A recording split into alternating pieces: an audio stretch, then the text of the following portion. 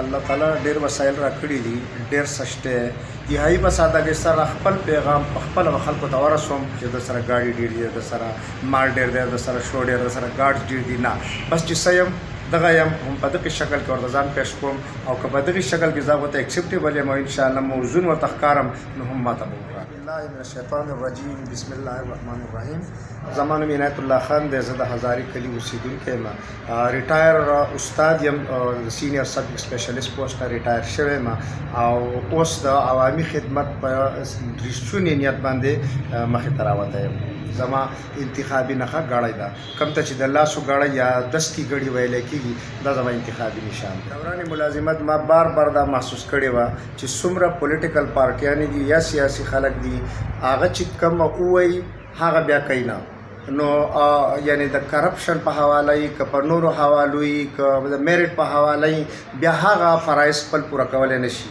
دا زما په زړه یو ارمان و چې که زه ریټایر کېږم نو زه به ضرور مخې ته سیاسي کیریر ته راځم او د الیکشن حصه به اخلم او د خپلو ملګرو د مخې ما د دې خبرې وضاحت ته د ټیچرانو د مخې هم د خپلو ملګرو هم دا وضاحت ما کړی چې یاره زه به الیکشن کې حصه اخلم. او زموږ په دوران سروس کې خانه ډېر فیډریشنې زما د مخې تېروتې دي، سیاسي به ورته ووایو چې یاره د سیاسي پارټو سره اټیچ تنظیمونه وو، خو د ټولو کارکردګي چې ما لیدلې ده نو هغه دا وه چې ځان لا فایده حاصله کړي، د دغې په بل بوتې د دغې عهدې په بنا ځان له خپل یو نوم وګټي او ځان له څه حاصل کړي او خپل له څه حاصل کړي. خو په دې نیت هېڅ څوک ما نه دی محسوس کړی چې دی په سچه راوتی دی. نو ما د دې وجې نه د چا سره افیلیشن نه دی کړی، نه مې د چا سره اټیچمنټ کړی دی، ځکه چې ما ته فیر نه ښکارېدل چې وی زه به ضرور پای کې حصه اخلم. خلکو چې کوم سیاسي خلک دي د هغو دا سوچ دی چې یاره د ده به ووټران نه وي.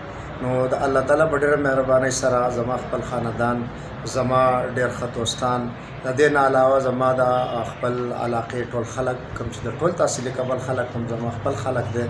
په دې حواله سره زه تاسو ته په مزید دا ایکسپلین کوم چې د شاګردانو حوالې ته که زه راځم نو دا زما ټول نه غټه سرمایه هم ده چې ما 34 سال په محکمه تعلیم کې ملازمت کړی دی. په ماڼۍ کې زه 15 کاله استاد پاتې شوی یم، په ډیرۍ کې زه 10 کاله استاد پاتې شوی یم.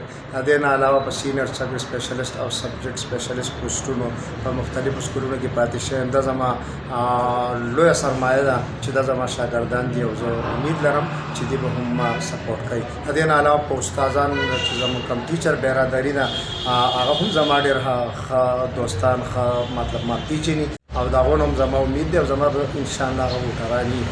د دې نه علاوه هغه عوامي آزاد خلک کوم چې د دغه سیاسي پارټو د هغو د نارو د دې ټولو خبرو نه آګاه شوي دي نو زه امید لرم چې هغه به زما په باره کې اول ځان مطمئن کوي او د هغې نه بعد به ما ته موزون امیدوار وایي. انشاءالله زه پور امید یم چې دا به ما ته زما دا ټول ووټران به ما سپورټ کوي انشاءالله. دغه نارې ورته وویلی شي، څوک وایي زه به دا وکړم، کالجونه به جوړ کړم، سکولونه، پلونه وغیره، ډېر غټ غټ خبرې، قلاګانې، هوایي قلاګانې.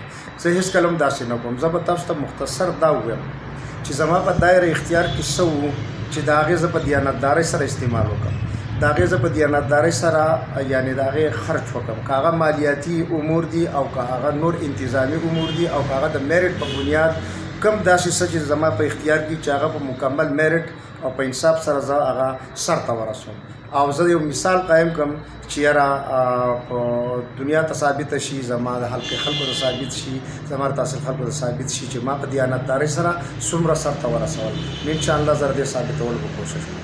داسې دی چې الله تعالی ډېر وسایل راکړي دي، ډېر څه شته، ګاډي هم شته، خپلوان، خلک، دوستان ټول ما ته وایي چې یاره موږ ستا سره په کمپین ګرځو.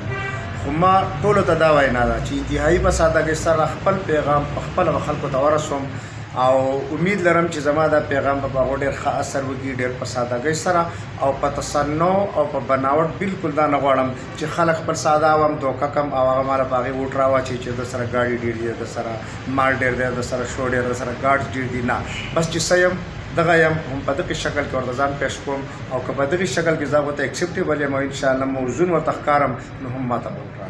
دې ته مختصر پیغام ورکوم او دغه زما د کمپین هغه ناره او د کمپین پیغام هم دی. هغه دا دی چې کله دې پولینګ سټیشن ته لاړل او پولینګ بوت ته دننه شو نو د خپل ضمیر مطابق د آزادانه او د سوچ مطابق د میرټ په بنیاد د موزونیت په بنیاد فیصله وکړي چې څوک ورته موزون ښکاري هم هغه ته دې ټاپه ولګوي. خو که زه موزون ښکارم نو بیا دې ما ته ووټ راکړي، که ته زه موزون نه ښکارم او دې ته بل کینډیډیټ موزون ښکاري نو زه هم دا نه وایم چې نه خامخا ما ته ووټ راواچوئ. نو د موزونیت په بنیاد دې فیصله وکړي. بس دغه زما دې ته پیغام دی.